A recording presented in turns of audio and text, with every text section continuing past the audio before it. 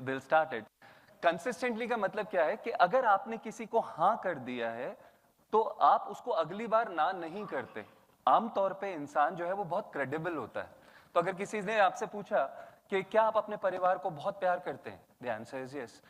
क्या अगर परिवार के लिए आपको थोड़ा पैसा खर्च करना पड़े तो करेंगे?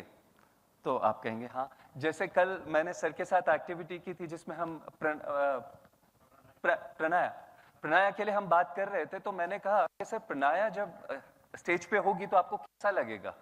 Now whenever I talk to him about Pranaya, he live up to the expectation that he set in the first meeting कि he would want Pranaya to do really big in life. Sir अगर प्रणया के लिए कुछ करना पड़े और उसके लिए अगर 10-20 लाख रुपए खर्च हों तो I hope you don't. So he'll say yes.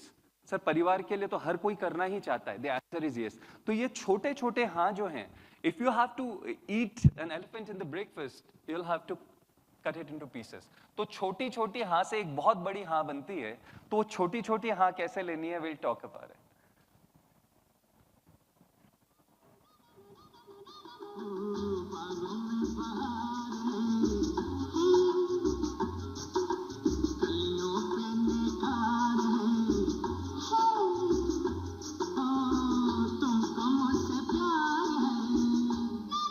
तो जब ये पूछा गया कि लास्ट में जाना सॉन्ग क्या है, तो बागों में बहार है, कलियों पे निखार है, तुमको मुझसे प्यार है ना।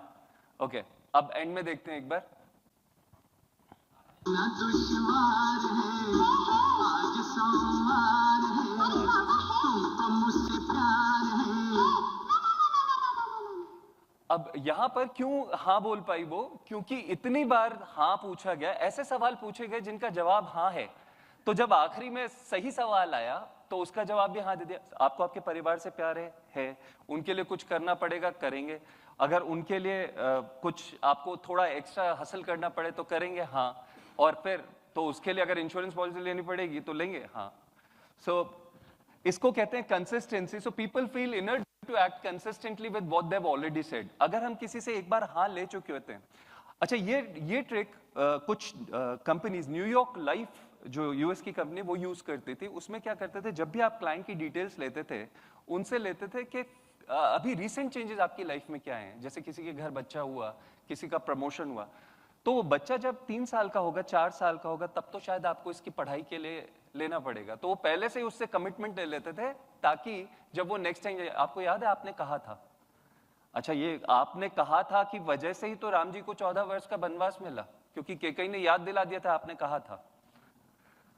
तो ये तो हम तो फिर भी 2-3 साल बाद की बात कर रहे हैं। लोगों को 14-14, 15-15 साल पुरानी बातों की वजह से बहुत कुछ शेयर करना पड़ता है, right? So this is consistency.